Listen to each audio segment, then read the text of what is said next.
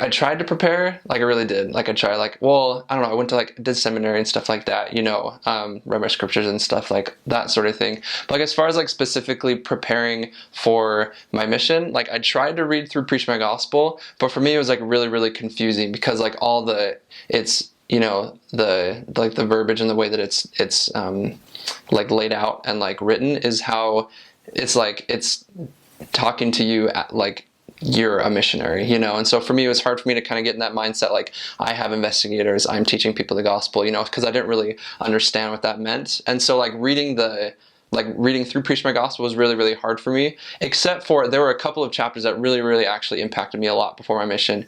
And so like whenever people on my mission, whenever people were like, what do you do to prepare? I'm like, read chapter 2 in Preach My Gospel, which talks about having effective study, like studying the scriptures effectively, and chapter 4, which is how do I recognize and understand the Spirit, and also chapter 6, which is Christ-like attributes.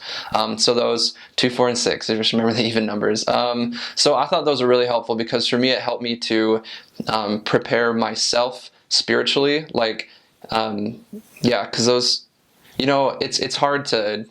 And even like reading through the missionary lessons in chapter 3, it was like I was reading through and I was like, I know all this already. Like, why do I need to like read it again? Like, of course, this is everything that I know. But well, obviously, once I got on my mission, I realized that like, okay, I know this, but I need to understand it. Understand it to a point that I can share it with somebody else. And so for me, chapters 2, 4, and 6 were really, really helpful for me to prepare for my mission because it helped me. First of all, to get better at studying the scriptures, helped me to recognize the Spirit in my everyday life, which helped me. Obviously, you need the Spirit when you're on a mission, so that helped me even before my mission and during my mission as well. So that helped me as well. And then also, the things that the Christ-like attributes section taught me was really, really helpful for me because I felt like I was learning things and it gave me a new perspective on becoming more like Jesus Christ. So I thought that was really cool and that was effective and helpful. So when I actually opened my mission call, I was here at BYU going to school, and so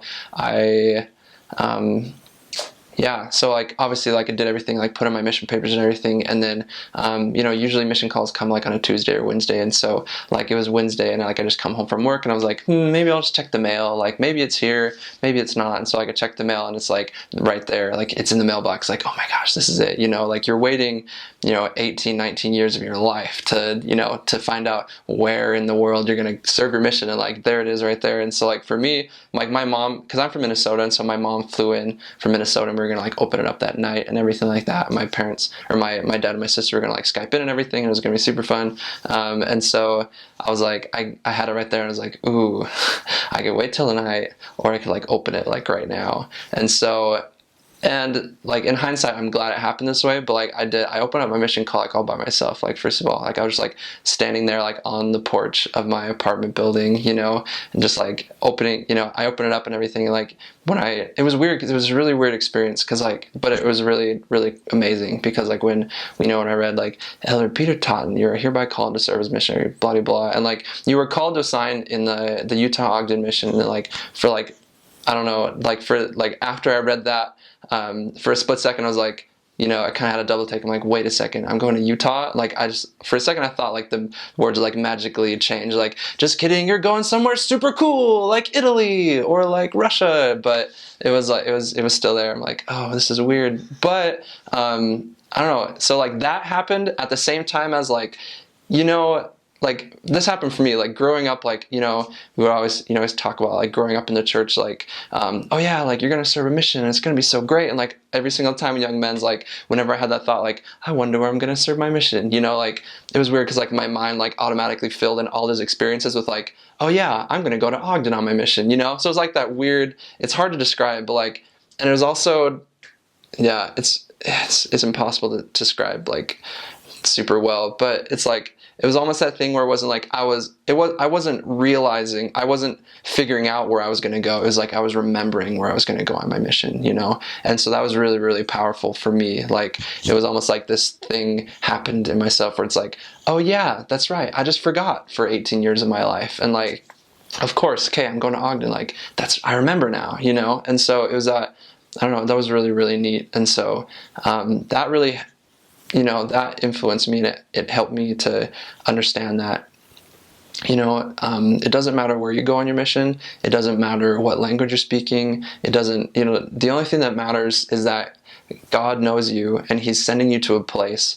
that he knows the people in that area need you. Like, they don't, and like, they need you, they need your personality, your experiences, and everything like that. So like, that was just like super powerful. It just like, it came into my heart like in that moment, and just like so many emotions, and it was crazy. But that really helped me to to have, to be excited, like, until I went on my mission. And also because it's a weird thing to like be in Utah and be called to Utah, and so I was, I'm glad I opened up my mission call like alone by myself, and I had that experience, because I feel like if I did the regular thing, like friends and family gather around, we're gonna find out at the exact same time, like it wouldn't have, like, I feel like it wouldn't have been like a, wow, oh my gosh, amazing. It would have been like a, oh, like a mixture of like, oh, that really sucks because you're going to Utah, but like also it's exciting because it's your mission, but I don't want to, I feel disappointed for you, but I don't want to seem disappointed for you. So like,